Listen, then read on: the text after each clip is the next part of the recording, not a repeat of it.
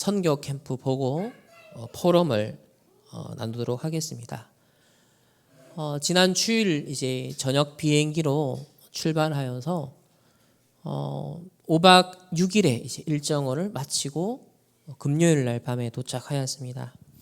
또 유럽은 굉장히 멀죠. 그리고 또 비행기가 한번 경유해서 이제 가는 것이어서 실제로는 한 20시간 이상 비행기를 타고 또 기다렸다가 또 오면서도 마찬가지였습니다. 실제로는 한 4일 정도의 시간이었고요. 집회 일정을 제외하고는 하루 정도 제가 이제 빈 시간을 가지고 좀 현장을 둘러보고 또 확인하는 그런 시간들을 가졌습니다. 이번에 선포된 말씀과 더불어 PK 또 MK 캠프가 진행되어서 전도자로부터 또 따로 미션을 저희들이 받고 또 함께 포럼을 나누고 앞으로 지속적인 소통을 하는 그런 응답의 시간들이 있었고, 또 그 중에서도 하나님 예비된, 또 이번 시간표에 예비된 제자가 누굽니까? 그렇게 기도하는 중에 하나님이 진짜 정확하게 인도를 하시더라고요. 그 중에 또 선교사님의 아들인데 이런 지금 일어나는 여러 상황 속에서 굉장히 이제 지금 좀 갈등하고 있었던 그런 친구가 있었어요.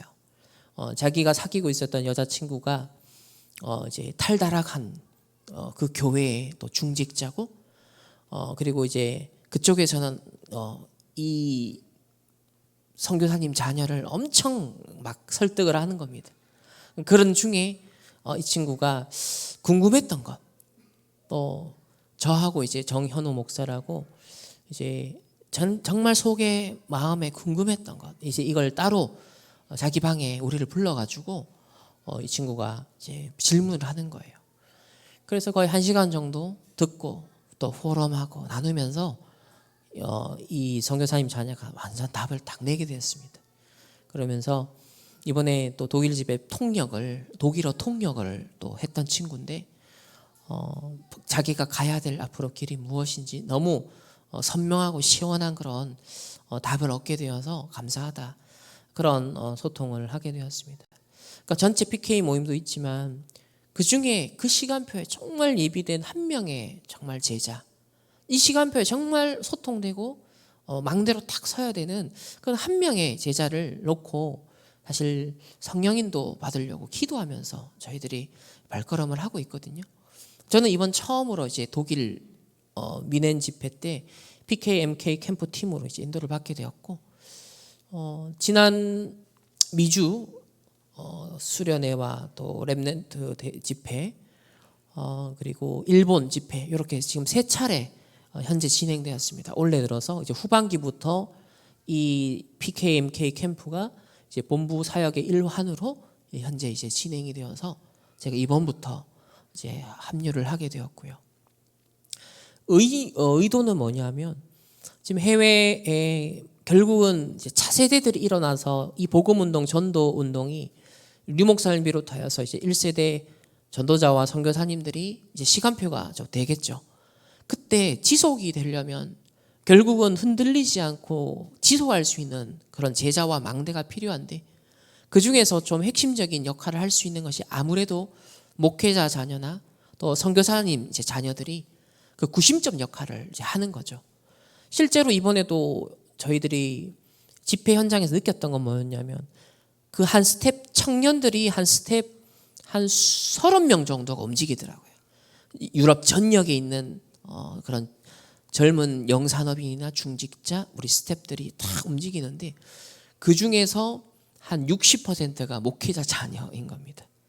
그래서 이번에 목회자 자녀 한 24명 정도 명단을 다 파악했고, 선교사님 자녀, 그 중에서 이번 집회에 실제로 이제 참여해서 면담까지 가졌던 멤버들이 한 10명 정도가 되었습니다. 그러니까 이분들이 결국 나머지 이제 우리 렘넌트들과 또 다른 또 젊은 중직자들과 이렇게 소통하면서 집회 행정, 또 집회에 돌아가는 모든 어떤 전반적인 것들을 이렇게 서포트하는 것들을 보면서 이제 이런 시간표가 왔구나라는 것도 보게 되고, 또 통역하던 친구들도 이제는 막 20살이 된 이런 독일에서 초등학교 때 가가지고 이제 한 십몇 년이 흘러서 이제 독일어가 유창해요, 꽤. 유 목사님 통역까지도 하게 되고.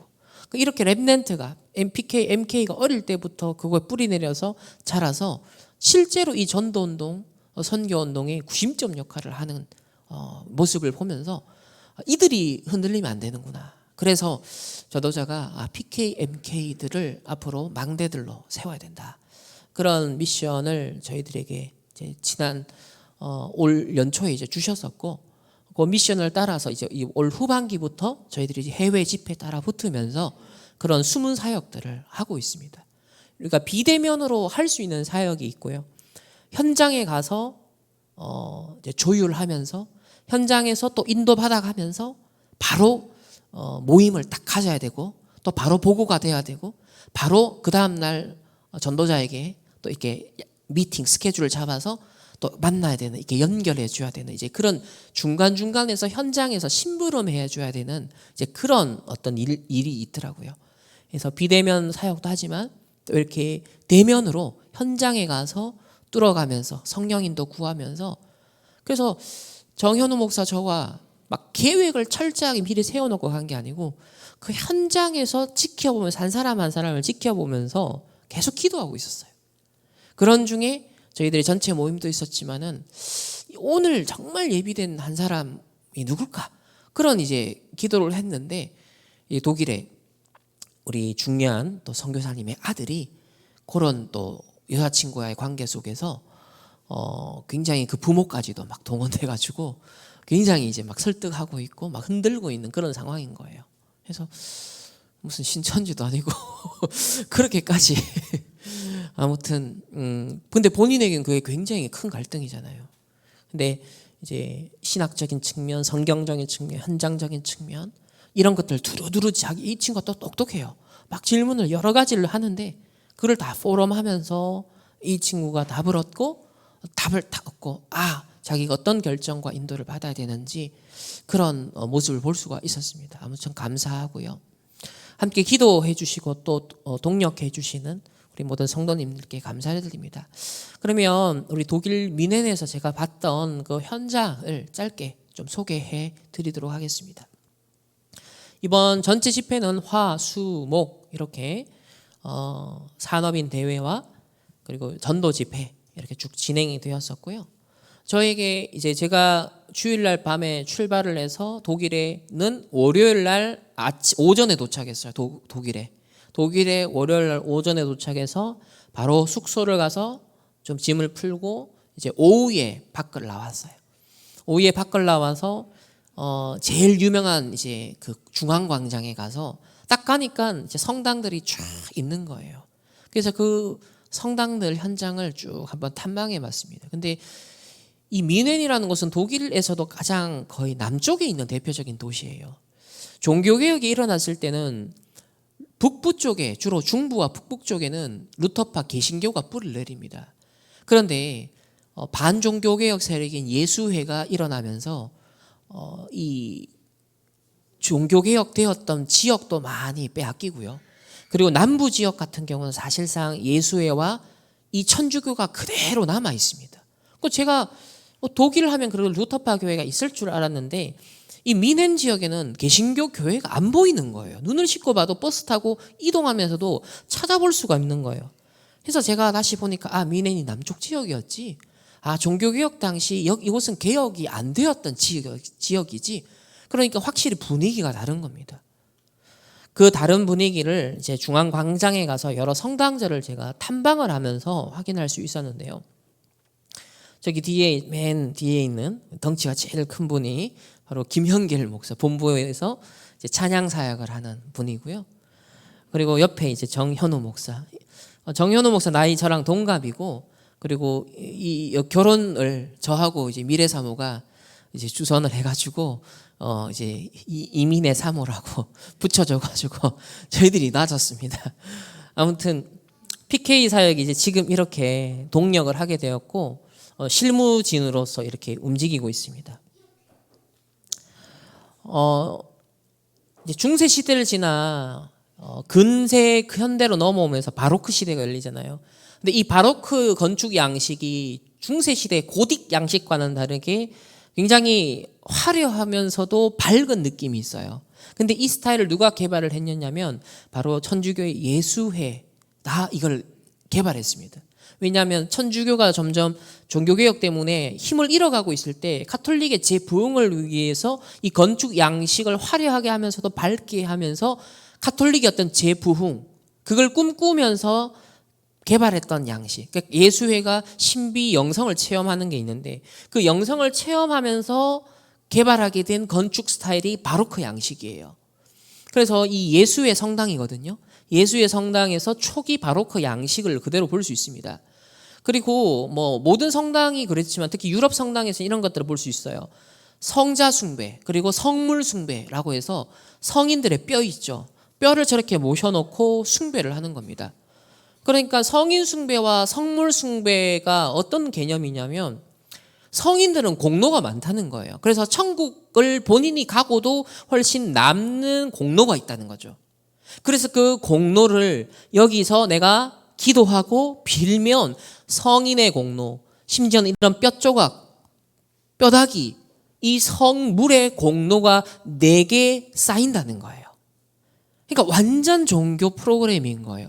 완전 함정을 못 틀인 거예요. 이게 이미 중세 1500년을 뒤덮었고 그 이후로 독일이 종교개혁되지 않은 이 남부 지역에는 여전히 가톨릭의 문화가 뿌리 깊게 내리고 있으니까 성물 숭배가요 여전히 그대로 진행되고 있어요. 그리고 이제 예수의 성당의 특징은 맨 꼭대기에 보면 피라미드 안에 이제 이런 눈 모양이 있죠. 이게 이제 3단체와 오늘날 연결되는 그 맥을 같이 하고 있습니다. 엄청나게 크고 화려한 성당 맨 꼭대기 위에 피라미드 안에 눈 모양, 태양신 숭배하는 사상이 그대로 성당 위에 이게 있어요. 그리고 이제 안에 들어가면 성인을 그림을 이제 그려놓고 그 위에도 보면 피라미드 안에 눈 모양의 태양신을 딱 섬기는 이게 전부 다 혼합되어 있는 거예요. 중세의 미신적인 사상과 또 예수회의 신비주의 사상과 그리고 고대로부터 내려오는 태양신 숭배 사상 이런 모든 것들이 혼합되어서 오늘날에는 이제 일루미나티, 프리메이슨, 뉴에이지 이런 단체들을 통해서 그대로 지금 현재 계승이 되고 있습니다. 여기 보면 마리아 숭배, 이게 성령교회라 그래서 성령을 이름으로 한 성당이에요. 근데 이 성당에 보면 마리아가 있고 중심에 있고 그리고 비둘기가 성령을 상징하잖아요. 그래서 비둘기, 성령 그리고 뒤에 보면 피라미드 안에 또 태양 신을 또 이렇게 표현을 하고 있어요. 보세요. 가톨릭이 정말 복음이 없고 복음이 변질되고 정말 본질을 잃어버렸다라는 것은 이들의 신앙의 모습들 속에 실제로 하나하나 전시해 놓은 작품들 속에서 우리는 확인을 할 수 있습니다. 여기도 보면 단상에 천사가 있고 또 눈이 하나 딱 크게 지켜보고 있는 눈이 또 이렇게 있어요. 그리고 이제 가장 압권이 이거죠. 뱀의 머리를 상하게 하는 것은 여자의 후손 바로 메시아 그리스도잖아요. 근데 그 여자가 이 일을 하고 있는 거예요. 마리아가 그 일을 하고 있는 거예요. 그러니까 본질을 잃어버리고 마리아 숭배가 점점점 극심해지면서 결국 중세 1500년 동안 마리아 숭배 사상이 극에 달했었고 그리고 1900년도에는 마리아는 원죄가 없다라고 아예 가톨릭에서 공식적으로 선포를 해버립니다. 1900년도에. 그러니까 보세요. 뱀의 머리를 상하게 하는 이 사단의 일을 멸하는 것은 그리스도인데 그 그리스도의 자리에 마리아가 딱 들어가 있는 겁니다. 우리가 다락방 전도운동이 30년 전에 그리스도의 왕권을 강조하면서 욕먹었잖아요. 사단 결박권 왜 이런 표현을 쓰느냐 라고 하면서 이단 시비가 사실은 굉장히 강하게 일어났었습니다.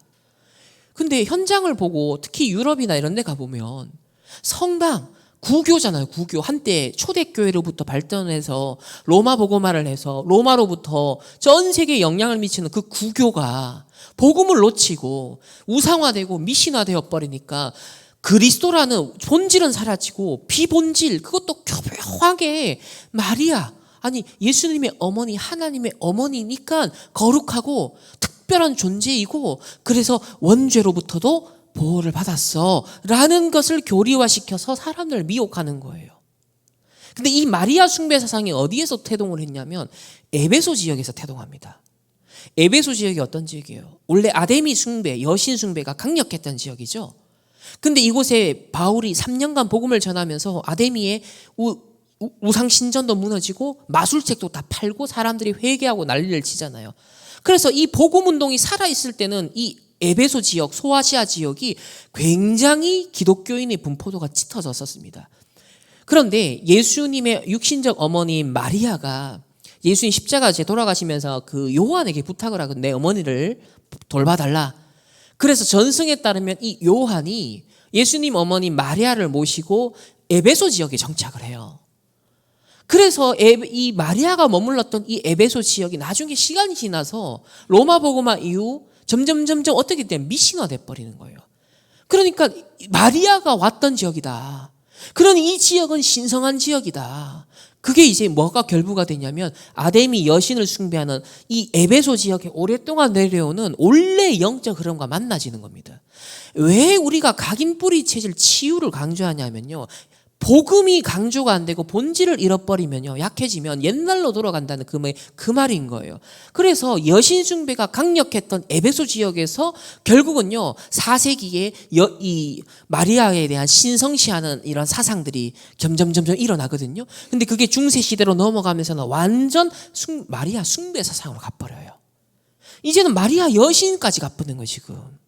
심지어는 뭐예요? 뱀의 머리를 상하는 그리스도의 자리에 마리아가 들어가 있는 겁니다. 이렇게 사단이요, 교묘하게. 처음에는 마리아가 머물렀던 지역, 에베소 지역에서 거룩한 하나님의, 예수님의 어머니, 이게 복음 약화돼 버리니까 그 지역의 오래된 영적 문제인 여신숭배와 결부되어서 지금까지도요, 보세요. 복음을 없애는, 유럽을 뒤덮고 있는 전 세계 가톨릭이요, 지금 큰 성당 가보세요. 이런 형상, 이런 그림이 곳곳에 있습니다.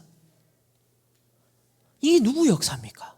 그러니 우리가 특별히 사단의 일을 멸하신 뱀의 머리를 상하게 하시는 그리스도로 오신 예수님을 강조할 수밖에 없고, 예수님이 흑암을 꺾었고 사단을 꺾은 것처럼 그 그리스도 이름으로 하나님의 자녀가 사단 결박할 수 있다.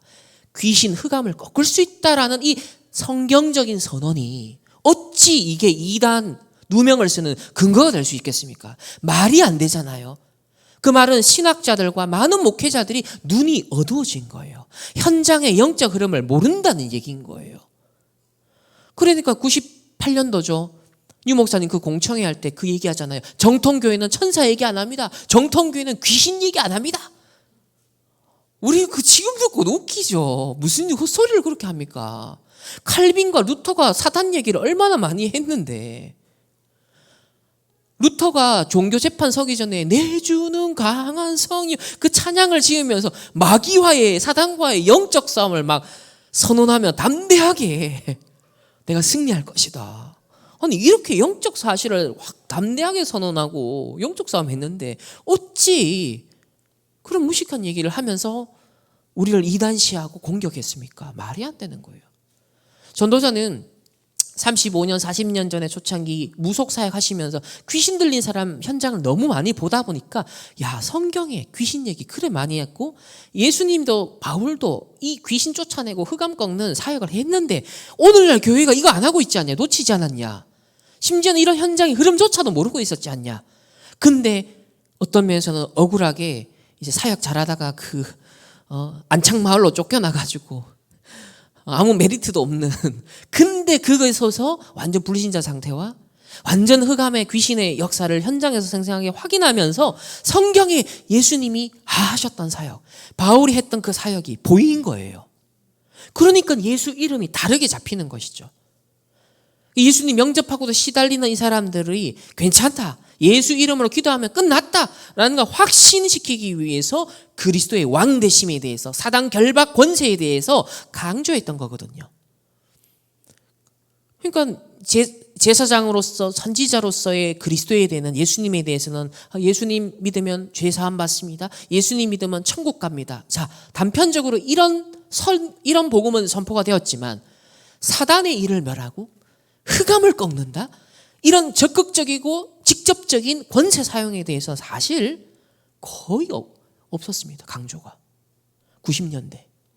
근데 그게 선포가 돼보니까 충격이었던 거고, 거기에 영적인 문제나 혹은 영적 체험이 있고 영적인 갈급함을 느꼈던 사람들, 그게 반응이 뜨거웠던 거예요. 그렇지, 내가 이렇게 어려웠던 거, 우리 가정 가문이 이렇게 어려웠던 거, 그게 흑암의 역사였구나, 사단의 역사였구나, 이걸 적나라하게 발견하는 순간 해방되고 답을 얻어버린 거예요. 그러니까 폭발적인 사실은 전도 운동이 초기에는 어떤 면에서 좀 무지막하게만큼 일어났던 거거든요. 지금도 똑같습니다. 왜? 3단체를 통해 네피림 운동 일어나고 있고 사단 운동, 접신 운동 똑같이 일어나고 있기 때문에. 그게 현대파 무속인들이거든요. 그러면 그리스도의 제사장 선지자 동시에 왕대심을요, 만주의 주요 만왕의 왕대심을 그것도 강하게 선포해야 되는 시대인 거예요. 이렇게 천주교가 3단체가 이제는 여신 숭배 사상을 앞세우고 굳이 예수 그리스도가 필요 없다라는 부정하는 시대에, 내가 신이다라고 하는 시대에 누가 왕이 진정한 신이요 누가 왕인지 우리는요 입증하고 설명하고 증거해야 되는 그런 미션을 가진 자들입니다. 주인공이 누구예요? 지금 왕관을 누가 쓰고 있습니까? 예수는 어린 애기, 보호받아야 될 대상. 근데 마리아가 왕이라. 누가 영광을 받고 있습니까? 그러니 여기에 사람들이, 관광객들이 돌면서, 순례객들이 돌면서 비나이다 비나이다. 누구에게? 마리아의 공로. 성인 중에서도 특별한 존재, 원죄 없는 하나님의 아들을 낳으신 분 하니까 특별한 공로가 있다. 그래서 마리아는 몇 배로 이제 숭배를 하면 몇 배로 내가 이득을 본다는 거거든요. 참 속이는 시스템 기가 막히죠. 여기도 보면 팜플렛 보면 지금 뱀의 머리를 누가 상하게 하고 있어요? 마리아가 짓밟고 있어요. 참 이렇게 역사합니다. 그리고 왕관을 누가 쓰고 있어요? 그리스도가 안 쓰고. 예수님이 부활하시고 승천하시는 건 뭐냐면, 보좌에 오르셨다는 건 뭐냐면 왕으로 등극하셨다는 거거든요. 그래서 만주의 주요 만왕의 왕으로 우주 만물을 통치하시고, 그리고 성령을 보혜사로 보내서 우리를 다스리시는다는 얘기거든요. 근데 마리아가 왕이라.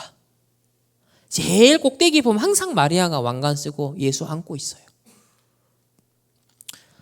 이곳은 이제 오데인 광장이라고 히틀러가 군인들을 결집시켰던 곳입니다. 그 옆에 이제 성당을 또 갔었어요. 이렇게 본질을 잃어버린 성당, 예수회가 장악해버린 그 독일 남부의 성당을 좀 봤습니다. 그리고 이 영적인 영향은 지금도 영향을 미치고 있죠. 근데 참 이번에 가서 제가 조금 놀랐던 거는 나치 기록박물관이 유일하게 이 민헨에 있더라고요. 그 왜 하필 민헨이라는 도시, 왜 베를린도 아니고 뭐 프랑크푸르트도 아니고 왜 남부 지역에 있는 민헨이라는 도시에 이 나치 기록박물관이 있을까? 바로 나치, 히틀러가 세력을 모았던 곳이 민헨이었던 거예요. 이 나치 운동이 초창기에 확 일어나서 전국으로 퍼져나가게 했던 곳이 이 민헨이었던 거예요. 저는 이걸 모르고 갔는데 이번 집회가 하필 여기서 있었던 겁니다. 즉 독일을 완전 전쟁과 재앙의 구렁텅이로 몰아갔던, 확 사람들이 미쳐서 나치를 지지하고 히틀러에게 힘을 실어줬던 지역이 민헨이었던 거예요. 근데 민헨이 아까 앞에서 봤지만 중세 이후로도 종교개혁이 되지 않고 여전히 가톨릭의 종교의 흑암에 쫙 그대로 상태가 있었어요. 거기에 19세기 자유주의 신학, 성경을 부정하고 자유주의 신학이 유럽을 휩쓸고 있었던 그런 영향까지. 그래서 20세기 초반에 1, 2차 세계대전의 비극을 막을 수가 없었어요. 그래서 저는 이 나치 기록 박물관은 이제 꼭대기층보다 차례차례 보도록 딱 되어 있는데요. 안에 딱 들어가면 그냥 깔끔하게 전시가 딱 되어 있습니다. 자, 4층부터 내려오면서 1918년부터 1933년 4층. 3층에는 1933년에서 39년. 2층에는 39년에서 45년. 절정이죠. 그리고 1층에는 그 이후. 지하에는 그 자료를 다 보고 나면은 포럼하고 우리로 말하면 묵상하고 편집할 수 있는 자료실이 따로 있어요. 이게 바로 미네네 처음에 초창기에 나치를 결국 나치가 일어나게 된 그 배경이 되는 그런 모습입니다. 미네네. 그러니까 이 독일에서도요, 러시아 공산주의 혁명이 딱 일어나면서 이 공산주의에 동조하는 세력이 있었던 거예요. 그러다 보니까 이 공산주의 세력에 대해서 대항을 해야 됐기 때문에 반대편으로 극우주의인 이 나치당이 지지 기반이 생기기 시작했던 거예요. 히틀러가 바로 그거에 힘을 입어서 사실 자기의 세력을 형성할 수 있었던 거거든요. 그러니까 공산주의에 반대하기 위해서 반대로 힘을 모은 극우 사상이 결국은 나치로 발전한 겁니다. 그러니까 보세요. 극우도 극좌도 문제가 되는 게 결국 복음이 아니고 창세기 3장, 6장, 11장에 휘감기고 사단에게 휘감기고 여기에 그리고 복음이 한 번도 남부 지역은 휩쓴 적이 없는 독일 남부 이런 마리아 숭배와 이런 흑암 종교가 뒤덮고 있는 이 지역에 그 사상의 충돌이 일어났을 때 급진적으로 확 가버리는 거예요. 이게 재앙입니다. 지역의 올바른 교회가 파수꾼이 되어서 빛을 비춘다는 건요, 굉장히 중요한 겁니다. 이렇게 세력을 형성해서 제가 여기 갔거든요. 이 광장을. 이렇게 나치 당해요. 점점점 세력이 히틀러를 추종하는 세력이 이 뮌헨에서 일어나기 시작하는 겁니다. 그리고 베를린으로 프랑크푸르트로 점점점 독일 곳곳으로 지지 세력 기반이 확장되기 시작해요. 결국은 1차 대전, 2차 세계대전 그 배경이 된 곳 유대인입니다. 유대인 아이들. 여기 보면 다윗의 별 표식 달고 있죠. 이 해맑은 순진하게 예쁜 아이들이 뭣도 모르고 이 나치에 의해서 학살당하고 끌려가고 굶주려 죽고 가스실에 죽고 생체 실험을 당하고 600만 명. 그 당시 집시라든지 또 프리메이슨이라든지 또 그 당시에 장애인들 이런 사람 다 합쳐서 1100만 명이 죽었어요. 나치에 의해서. 사람에 의해서 1100만 명이 학살당한다는 게 있을 수 있는 일입니까? 근데 일어났어요. 불과 이게 100년이 안 되는 거 아십니까? 80년 전에. 근데 이 독일 땅에 그 일이 일어난 곳이 뮌헨에서 시작됐다는 거. 복음이 없어진 지역의 재앙이 폭발했다는 것이죠. 이 아이들 참 예쁘잖아요. 그죠? 점점 이제 전쟁이 막바지로 가면 갈수록 이 유대인들을 색출해서 즉결 처형하고 바로바로 색출해서 죽이고, 자, 이런 일들이 마을, 지역, 도시 곳곳에서 일어나는 겁니다. 여기 보면 여성들 그냥 길거리에 세워놓고 총살하는 총살.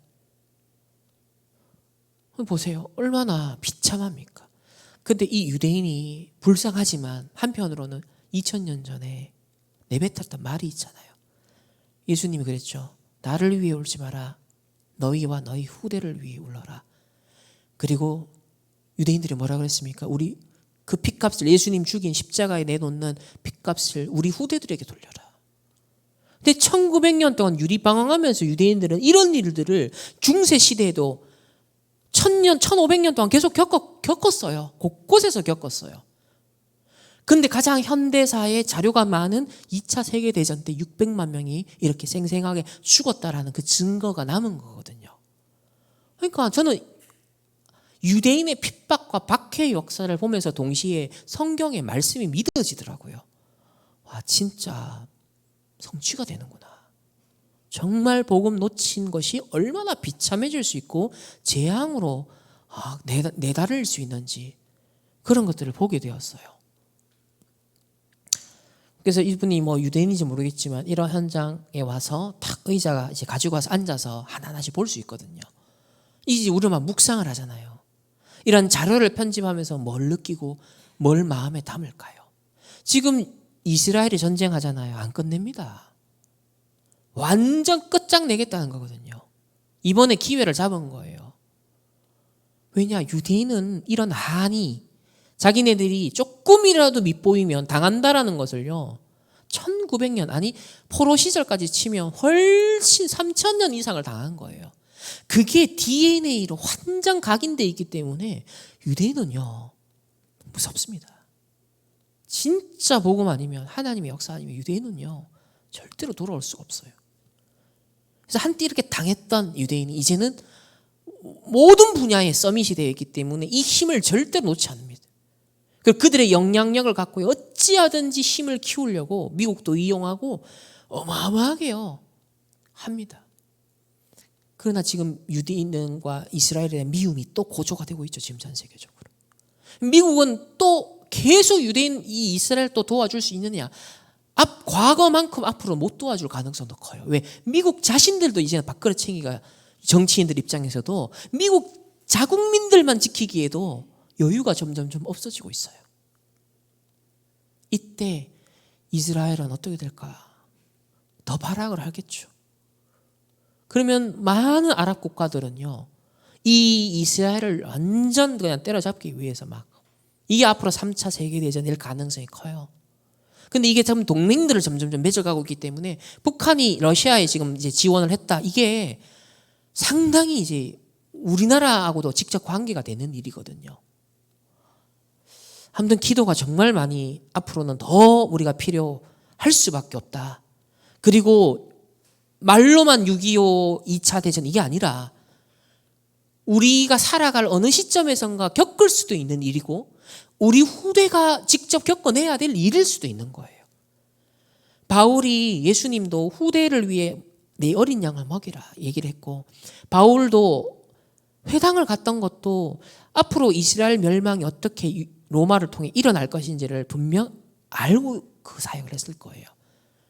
전도자를 통해 지금 우리 듣고 있는 메시지가 전시 상황에 맞는 메시지지 지금 편안하게 그냥 하면서 듣는 메시지가 아니거든요. 실제로 순례자로 가야 되는, 남은 자, 순례자, 정복자로 그 가는 길에 승리할 수 있는 말씀과 모든 힘을 기를 수 있도록 우리에게 지금 기도에 대해서도 계속 가르치고 있는 거거든요. 이번에 스페인, 우리 집회 기간 중에 일어났잖아요. 스페인 폭우가 아무 예고 없이 8시간 동안 1년치가 내려서 차 보셨죠? 완전 쑥대밭이 된 모습. 그러니까 번개같이 뭔가가 오는데 아무도 예상을 못하는데 재앙도 오고 자연재해도 오고 재앙도 오고 전쟁도 일어나는 거예요. 이게 우리가 앞으로 살아갈 시대는 더 가소가 된다는 것입니다. 그래서 유대인들의 그 고통과 고난과 늘 유랑민 생활을 하는 이제 그 모습을 또 이렇게 작품으로 형상화 시켜놨더라고요. 우리는 다른 민족이니까 다르게 그냥 객관적으로 보지만 유대인들은 엄청난 상처와 한을 가질 수밖에 없습니다.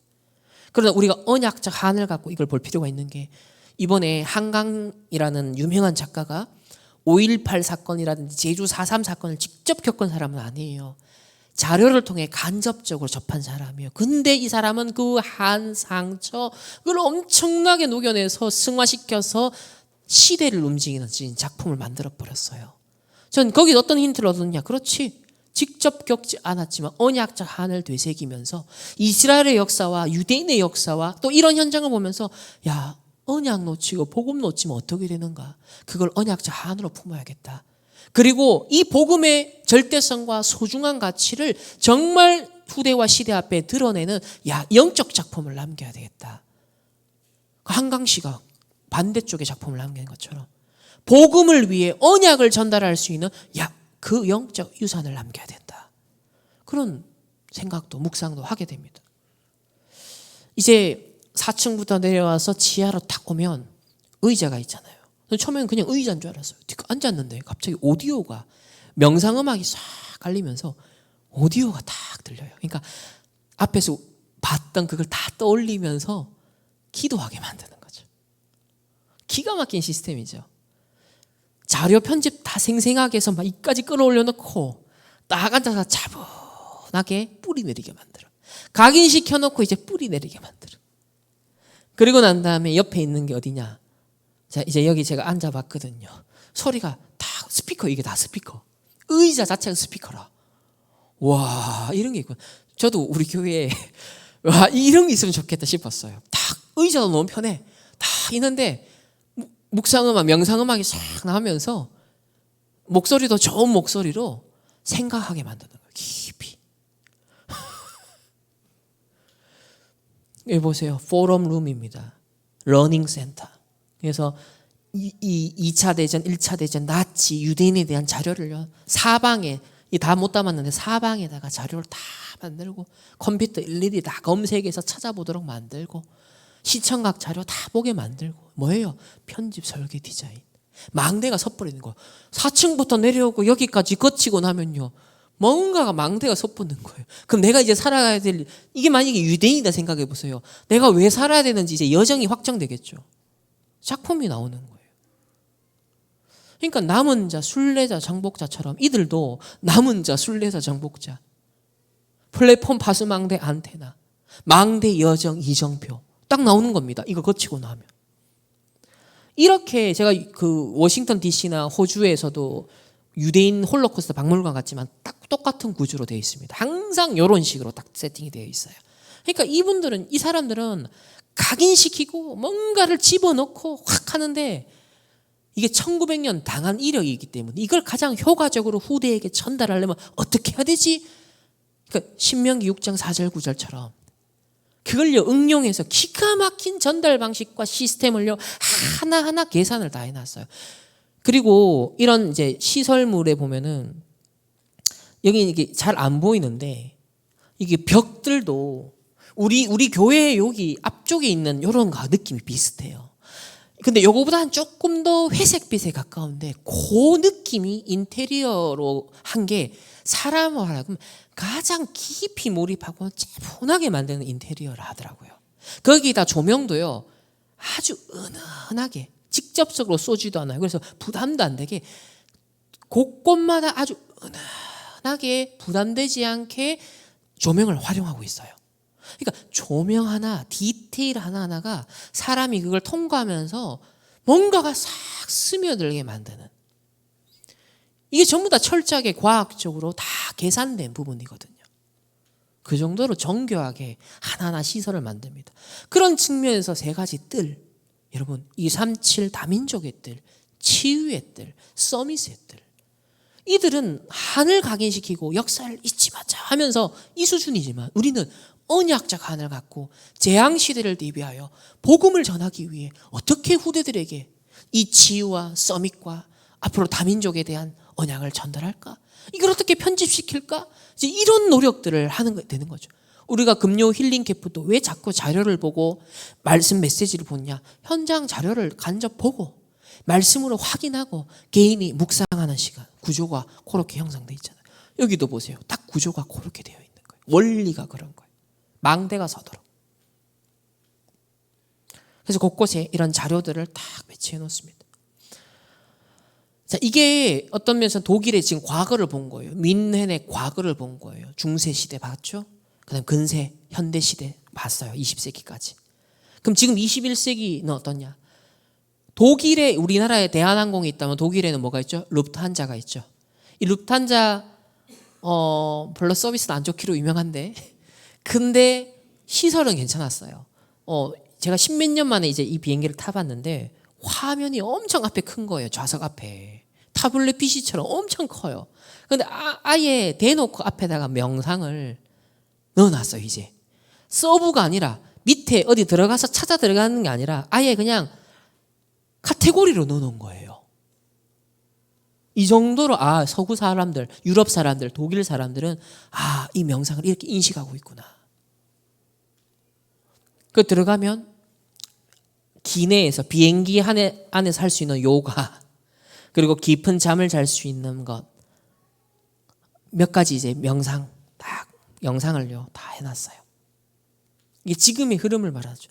그리고 민행공항에 내리자마자 버스 타러 가려고 하는데 옆에 미술 전시회를 하고 있는데 뭐예요?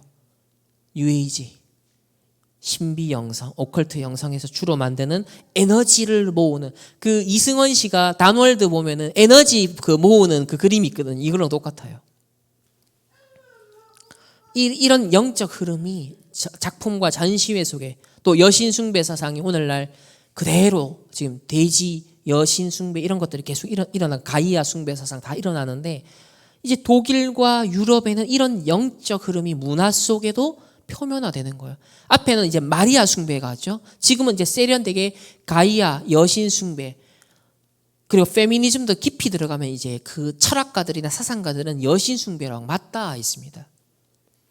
그러니까 이런 게 지금 태동하고 있는 거예요. 점점 문화를 통해서. 그리고 스타일도 보면요, 동양의 어떤 영성, 심플함을 추구하거든요.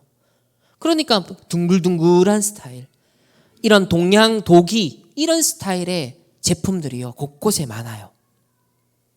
그리고 뭐 석가모니 머리 잘라놓은 거 있잖아요. 그런 거 뭐 형상들 곳곳에 갖다 놓고. 그런 중에 우리 10대 청소년들은 한국이나 비행 청소년들의 모습은 똑같아요. 거기 길거리 전도자라고 하지만 어떤 면에서 너무나 우리 한국에서도 서울역 가면 만나는데 이제 이런 모습들을 보는 거죠. 그러니까 복음의 망대는 없는 거예요. 그리고 제가 직접 찍었는데 이제 레즈비언 같아요. 또 LGBTQ. 근데 하필 저희가 독일에서 딱 내려온 11월 1일 날, 돌아온 날, 뉴스 보셨죠? 독일의 성별 스스로 결정하는 게 몇 개월 전에 이제 결정됐는데 이제는 법적으로 시행하는 게 바로 11월 1일부터 시행됐어요. 여러분, 제가 나 여자야 라고 하면 그냥 여자인 거예요. 아무 거리낌 없이 여자 화장실 가도 돼요. 안 걸려요. 말이 안 되죠. 제3의 성도 선택할 수 있고 성별 없음도 선택할 수 있어요. 그럼 이게 보통 혼선이 일어나는 거 아니잖아요. 사회적인 엄청난 무리수인데 왜 이런 일을 하냐는 거예요, 지금. 이게 복음 없어지고 종교가 오래되고 사상과 이념이 희한해지고 창세기 3장, 6장, 11장 인간이 중심이 되고 인간의 인권이 중요하고 자유가 중요하고 나를 억압하는 건 다 풀어 헤쳐야 돼. 이건 다 해체시켜야 돼. 한강 씨가 상탄 건도 그거잖아요. 여성의 자유와 어떤 걸 그걸 억압하는 모든 것에서 자유. 그래서 가부장제를 퍼뜨린다. 나는 그래서 육식도 안 먹는다. 모든 게 그 얘기인 거예요. 폭력으로부터 자유. 모든 걸 자유 하면서 인간의 어떤 나 중심을 강조하지만 이제는 하나님의 창조 원리를 깨뜨리는 선택을 하는 거죠. 그러니까 하나님의 형상대로 남자와 여자를 창조하시고 창세기 1장에 나오는데 내가 내 스스로 성별을 결정한다라는 것이 내가 신의 자리에 올라가는 거예요. 아담과 하와가 선악과 따먹은 게 하나님처럼 될까 하면서 했잖아요. 이제는 그 하나님이 제정한 창조의 제1원리라고 할 수 있는 남성과 여성에 대해서 하나님 만든 그 구분 자체를 깨뜨리는 거죠. 처음 축복하신 언약의 가정 후대 다 깨뜨리는 거예요. 여기까지 지금 유럽과 독일이 왔어요. 이때 많은 숫자는 아니지만 또 이런 많은 공격과 어려움과 위기 속에 하나님은 남은 자들 유럽 전역에서 모아주셨어요. 우리 산업인과 전도자 렘넌트를 모아주셨어요. 그리고 시대 살릴 말씀이 선포가 되었고 일본의 소가 장로님, 산업인 여기까지 오셔서 또 대표기도 하시고 힘을 실어주시고 정말 가이오와 같은 중직자 역할을 하는 거죠. 저는 피델리아라고 RTS에서 제가 이제 가르쳤던 학생입니다. 근데 이제 졸업해서 올해 목사 안수를 프랑스에서 받습니다. 그냥 보세요. 한 4년 지나니까 외국인 제자 중에 이제 프랑스에서 다민족 제자가 목사 안수를 이번에 받는다 하더라고요. 이번에 대표 기도하는 모습 보면서도 참 한국말로 대표 기도를 하더라고요. 한국말 잘해요. 남편도 프레디라고 작년에 목사 안수를 받았고 이제 여기는 이제 와이프인데 같이 이제 사역을 한다고 여는 또 목사 안수를 받습니다. 또 이렇게 오고 가면서 우리 전도자들과 또 또래 전도자들과 소통을 하고 중간에 있는 분은 일본 분이에요. 일본 현지인인데 한국에 와서 훈련 받고 임마누엘 서울에서 지금 다민족 사역을 하고 있고요. 한국말을 굉장히 잘합니다. 제가 본 일본인 중에서는 한국말을 제일 잘 알아듣고 제일 잘 표현하고 있어요. 그러니까 웬만한 한국 사람보다도 훨씬 더 한국말을 더 잘 이해하고 더 잘 전달하는 그런 목사님입니다. 그러니까 이런 복음 안에서 소통되는 동력자들이 이 시대에 있다라는 것이 이게 얼마나 든든한 일이고 너무 감사한 일인 거죠. 이렇게 또 우리 김영길 목사님은 뭐 우리 몸집부터도 든든하고 제가 초등학교 6학년 때 제 형님은 중학생이었는데 같이 중고 합숙 1기 류 목사님이 그때 메시지 하실 때 1기로 참여했었거든요. 아직도 기억이 나거든요. 그러니까 그때로부터 지금까지 한결같이 벌써 몇 년 지났어요. 거기 벌써 90년대 중반인데 거의 30년이 지났잖아요. 그러니까 30년 동안 저도 그렇고 김영길 목사님도 그렇고 그 렘넌트로서 한결같이 그 길을 걸어오면서 지금은 이제 차세대 전도자로 목회자로 또 사역자로서 렘넌트 사역을 놓고 현장 사역을 놓고 지금 심부름을 하고 있고요. 그리고 여기에 이제 키 큰 분은 유럽에 있는 프랑스에서 지금 산업을 하고 있는 분이에요. 제가 이제 둘이 이제 부부거든요. 옛날에 초창기에 1.5세, 2세들이 많은 훈련 받으러 나올 때부터 나왔던 분들이에요. 근데 그 시대에 1.5세, 2세들은 거의 떨어져 나간 경우가 많은데 이분들은 끝까지 지금까지 살아남아서 프랑스에 이제 이광식 선교사님 그 교회의 중직자가 되어 있어요. 이번에 그러니까 결혼한 지는 꽤 됐는데 둘이가 옛날에 리더 출연에 나오면 두 분 다 인물이 워낙 좋아가지고 와 막 진짜 인기 많았었거든요. 두 분 다 대대히 주목받았던 분이에요. 근데 이제는 결혼해서 이렇게 유럽의 산업인을 하고 있고 전문직을 가지고 활동을 하고 계시면서 이렇게 만나서 참 반가웠습니다. 그리고 이제 그 아내 되는 분이 RU를 듣는데 유럽 RU. 제 강의를 작년에 듣고는 제가 이제 조나단 에드워즈 목사님에 대한 강의를 하면서 프랑스 선교사님 중에서 에드워즈의 저수를 가지고서 이렇게 렘넌트 후대 교육 자료로 만든 게 있는데 그걸 좀 구했으면 좋겠다라고 제가 이렇게 던진 말이 있거든요. 그거를 또 기억을 해가지고 그걸 한번 찾아보겠다 하면서 그 제목이 뭔지 그 선교사 이름이 뭔지 그거를 이제 이승욱 목사님한테 또 질문을 했던 거예요. 서로가 또 아는 관계여서. 그러니까 이승욱 목사님 이번에 저랑 또 얘기가 돼가지고 여기 이분이 이렇게 물어봤다. 그럼 누구냐? 그랬더니 알고 봤더니 이분 이름은 몰랐는데 얼굴만 늘 봤던 분들인데 이제 처음으로 이번에 인사하고 이름도 알게 되는 그런 시간표를 가졌어요. 그래서 앞으로 유럽 또 집회 때 계속 기회가 되면 만나고 소통하자 그랬습니다. 그리고 집회 때는 제가 있는지도 몰랐는데 그러니까 아마 다른 반대쪽에 앉아 있었던 것 같아요. 이제 오수민이라 그래서 제가 대학생 시절이죠. 제가 대학을 막 졸업하고 RTS에 다닐 때 저 친구가 미국의 콜롬비아 대학에 신입생으로 딱 들어갔어요. 근데 제가 한동대에서 전공했던 국제관계학을 이 친구도 딱 전공을 하는 거 내가 너무 반갑고 기뻐가지고 제가 그때 그 정리했던 그 자료를 다 줬어요. 근데 이 친구가 그 길을 계속 간 거예요. 석사, 박사 과정 마치고 지금 영국에 정착을 해서 그리고 미국에서 만난 중국계 사람을 만나서 지금 무역업을 하고 있는 데니얼 챙이고 이 사람이 지금 안수 집사가 되어 있어요. 버밍엄에. 그 모리스 목사님이라고 해서 예원 영국에 있는 모리스 목사님은 흑인 목사님 있거든요. 케냐 출신의. 그분 교회에 지금 가고 있습니다. 카톡이 이렇게 왔어요. 목사님, 공항에서나마 뵙게 되어서 반가웠습니다. 아까 짧게 말씀드렸지만 저희는 영국 버밍엄에 거주하고 있고 버밍엄 예원교회를 섬깁니다. 저는 버밍엄 대학 국제개발학과에서 선임 연구원으로 있습니다. 남편은 데니얼 챙이고 국제무역에 종사하는 산업인입니다. 하나님께서 어떻게 인도하실지 모르겠지만 3년에서 5년 안에 대학 교수로 인도받고 싶습니다. 목사님 예나 지금이나 성경적 복음적 세계관 역사관 가르치는 목사님 계셔서 감사합니다. 우리 종종 연락해요. 한국 조심히 들어가세요. 제가 독일 공항에서 통과해서 돌아서는 순간 마주쳤어요. 둘이가 서로 놀래가지고 어떻게 여기 있냐고. 나는 독일 집회에 왔는데 저희들 독일 집회에 왔다고 하는 거예요. 나 못 봤는데 야 공항에서 만나야 될 제자는 마지막에도 얼굴 잠깐 봤지만 너무 반갑고 소통하면서 앞으로 또 교제 나누자고 해서 카톡까지 또 다시 새로 주고받았어요. 너무 참 짧은 순간이었지만 또 필요한 만남들을요 하나님께 주시고 앞으로 지속적으로 참 이런 지금 세파 속에 많은 공격과 흔들리는 상황이 있음에도 불구하고 와 이렇게 렘넌트 제자가 제가 한 10년 만에 지금 만났거든요. 혹시나도 다락방을 나갔나 뭐 소식이 없었기 때문에 그런 생각이 들었는데 영국에 잘 이렇게 뿌리 내려서 중직자가 되어서 또 전문인으로 발판을 준비하고 있는 모습 보면서 너무 흐뭇하고 너무 보람도 있고 감사하다, 참 그런 생각이 들었습니다.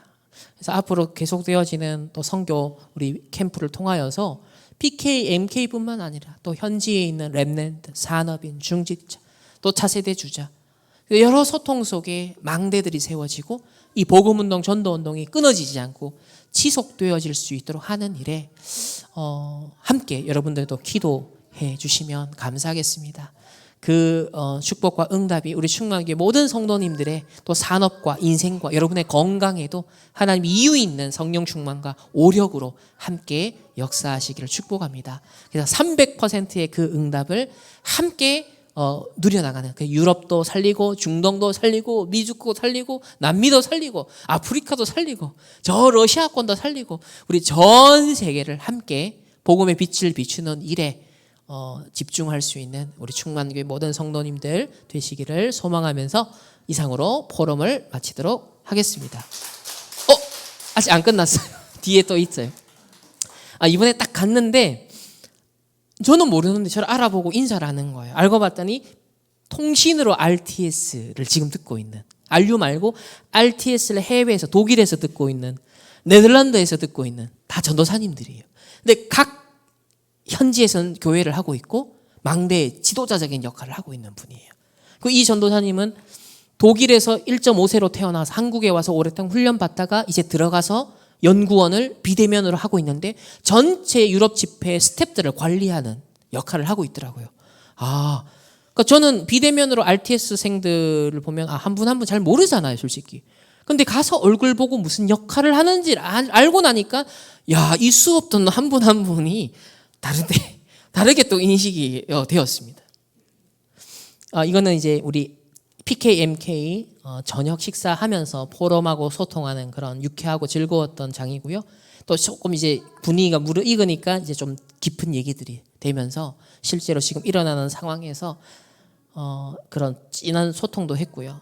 그리고 이제 류 목사님 면담 들어가서 미션 받고 같이 폴라로이드로 사진 찍고 마무리했던 사진입니다. 그래서 이런 짧은 미팅, 5분, 10분 미팅이지만 중요한 미션을 주시거든요. 그러면 그 미션을 이 친구들하고 공유하고 다음 집회 때까지 이걸 어떻게 같이 실현할까를 놓고 기도하고 소통하고 이런 식으로 이게 점점점 하나님의 나라를 이루어 나가는 사역들이 진행되고 있습니다. 그래서 내년에는 프랑스에서 우리 유럽 집회가 있어요. 내년 4월달 프랑스 집회를 놓고서도 함께 또 기도해 주시면 감사하겠습니다. 네, 이상으로 마치도록 하겠습니다. 감사합니다. 지금은 우리 주 예수 그리스도의 은혜와 하나님의 무한한 사랑하심과 성령 하나님의 내주인도 역사하심이 오직 그리스도, 오직 하나님 나라, 오직 성령의 충만, 그 은사로, 그 역사로 교회를 살리고 현장과 시대를 살기를 원하는 모든 언약의 백성들, 개인과 만남과 가정과 업과 흩어지는 그 모든 현장 위에, 또 해외에 흩어져 있는 우리 가족들 현장 위에 이제로부터 영원토록 항상 함께 계실지어다. 아멘.